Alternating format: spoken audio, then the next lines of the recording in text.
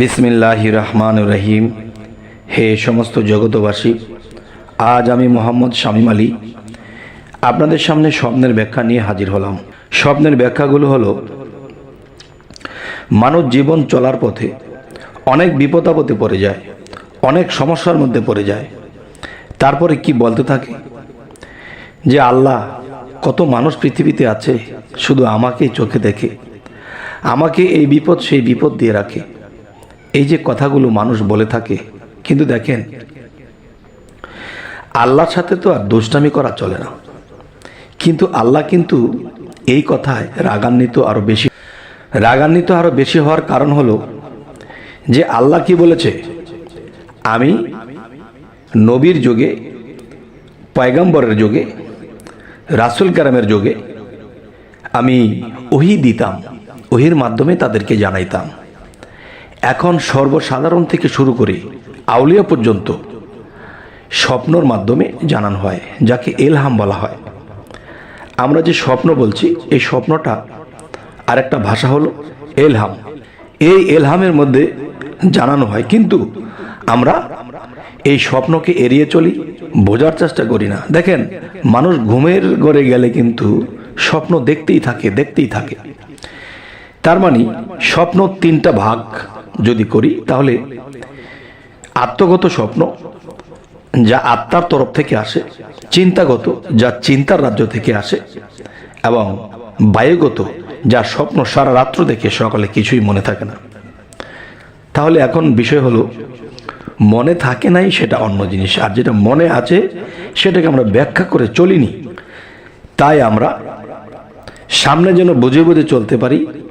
সামনে বিপদ হোক, সুপথ হোক, কুপথ হোক, ভালো পথ হোক, যেমনই হোক, আমরা যখন ঘুমের ঘরে যাই, আল্লাহর ইবাদত যতটুকু সম্ভব করি, এবং ঘুমের মধ্যে যখন যাই, এর মধ্যে কিন্তু আল্লাহ আমাদেরকে স্বপ্ন বা ইলহামের মধ্যে অনেক কিছু জানিয়ে দিচ্ছে যে সামনে আমার কি হবে। এই পৃথিবীতে অনেক মানুষ জিনের দ্বারা কথা বলে। সেই জিন কিন্তু পিছনের কথা বলতে পারবে, উদ্ঘাটন করে যে পিছে কি হয়েছিল। আর উলিয়াদের মধ্যে তারা সাধনার মাধ্যমে তারা সামনে কি হবে সেটা জানতে পারে। এবং সাধারণ যারা আছে, তারাও যে আল্লাহকে ডাকে, আল্লাহর ইবাদত করে, তারাও কিন্তু যে সামনে কি হবে তা আল্লাহ স্বপ্নের মধ্যে বা ইলহামের মধ্যে জানিয়ে দিচ্ছে। কিন্তু এগুলা মানুষে দেখে কিন্তু বোঝে না, এবং ব্যাখ্যা করে চলার চেষ্টা করে না। তাই আজকে যে আলোচনাটি, যে একটি আলোচনা অর্ধেক হয়েছিল, বাকিটা এখন আমি সারব। সেই আলোচনাটি হলো, দেখুন, কেউ যদি স্বপ্নে দেখে আজান অশুদ্ধ করে দিতেছে, এরকম দৃশ্য যদি কেউ দেখে যে আজানকে সে অশুদ্ধ করে দিচ্ছে, তখন সে কি বুঝবে? ঘুম থেকে উঠে এটার ব্যাখ্যাটা কি বুঝবেন? এটা হলো যে আজান অশুদ্ধ করে দিতে দেখলে অত্যাচারী হবে, আপনি অত্যাচারী হবেন। আচ্ছা, আজান স্ত্রীর সাথে দিতে দেখলে কি বুঝবেন? আপনার স্ত্রী আপনার সাথে আছে, আর আপনি আজান দিতেছেন। এই আজানটি যদি আপনার স্ত্রীর সাথে রেখে যদি আজান দিতে দেখেন, তাহলে আপনি কি বুঝবেন? তাহলে বুঝবেন তা পরকালে ক্ষতিগ্রস্ত হবে। হে সমস্ত জগতবাসী, অবশ্যই এই জিনিসগুলো বুঝতে হবে। তবে এই জিনিস দেখলে যখন আপনি বুঝতে পারবেন যে পরকালের ক্ষতি হবে, তখন আপনি কি করবেন? তখনই আপনি আল্লাহকে সিজদা দিবেন এবং তওবা করবেন যে হে আল্লাহ, আমার দ্বারা যেন কোনো আর পাপের কাজ না হয়, আপনি আমাকে সাহায্য করুন যেন আমি সত্য সঠিক পথে থাকতে পারি। আচ্ছা, এবার আসি, আজান যদি কেউ স্বপ্নে দেখে যে আজান দিচ্ছে, সে হাসতে হাসতে আজান দিচ্ছে, তাহলে কি বুঝবেন? আজান হাসতে হাসতে দিতে দেখলে অনেক কষ্ট পাবে এবং মৃত্যু আসন্ন। একজন মানুষ যদি কষ্টে জীবনযাপন করে, বিভিন্ন রোগ ব্যাধি, বিভিন্ন বিপদ আপদ, এবং তার মৃত্যু তার জন্য অবধারিত। তবে নিজের হায়াতের খবরটা পাওয়া গেল। কিন্তু যদি এরকম কেউ দেখেন যে আপনি আল্লাহর কাছে ক্ষমা চেয়ে আল্লাহর ইবাদতের মধ্যে সব সময় লেগে থাকবেন। আরও একটি বিষয় হলো, কেউ যদি স্বপ্নে দেখে যে জেলখানায় গিয়ে আজান দিচ্ছে, জেলখানায় গিয়ে আজান দিতে দেখলে কি বুঝবেন?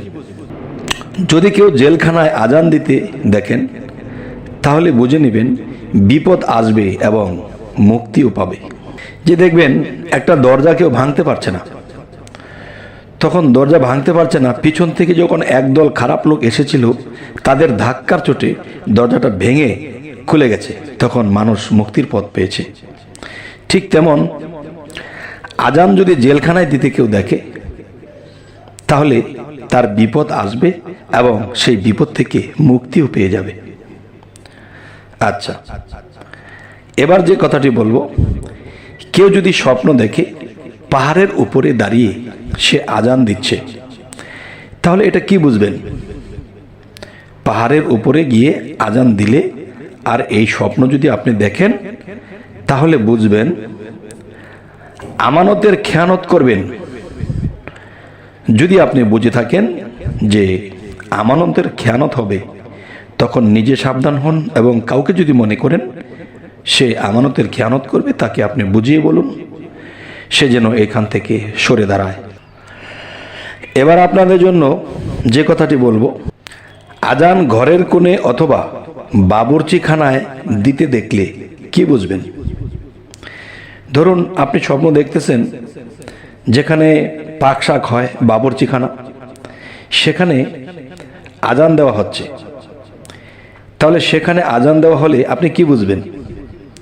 এটাই বুঝবেন যে ভ্রমণে যাবে এবং দুঃখ কষ্টের সম্মুখীন হবেন। আপনি যে স্তরে বা যে স্থানে থাকেন, একটা সময় আপনি একটা দূর দেশে কোথাও ভ্রমণে যাওয়া হবে এবং সেখানে দুঃখ কষ্টে আপনি পতিত হবেন। আর এই জিনিস যদি ঘুম থেকে উঠে বুঝতে পারেন তাহলে আল্লাহর কাছে দরখাস্ত করুন যে হে আল্লাহ, আমার যদি কোনো অপরাধ থাকে ক্ষমা করবো, যেন আমার এরকম বিপদ না হয়। এই বিপদটি কাটিয়ে এরপরে আল্লাহর ইবাদত করবেন। এবার আমি আপনাদের সামনে যে আলোচনাটি নিয়ে আসলাম সেটি হলো, আজান হাসি তামাশার সাথে দিতে দেখলে কি বুঝবেন? আজান হাসি তামাশার সাথে যদি কেউ দেখে যে এই অবস্থায় সে আজান দিচ্ছে, তাহলে ঘুম থেকে উঠে আপনি এর ব্যাখ্যা কি করবেন? এর ব্যাখ্যা হলো, গচ্ছিত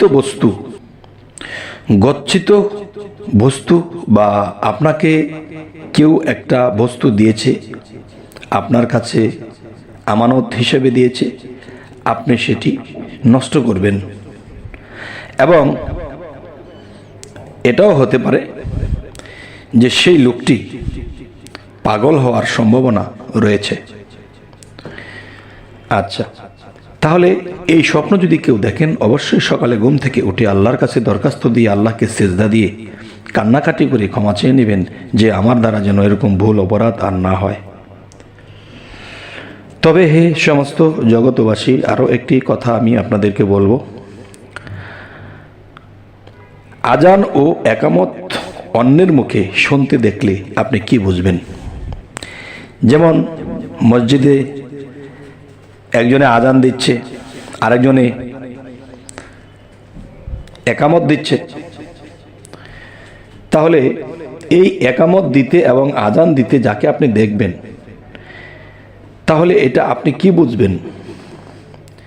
এটাই বুঝবেন বন্দিগির ত্রুটি হবে এবং পুনরায় হেদায়েত প্রাপ্ত হবেন।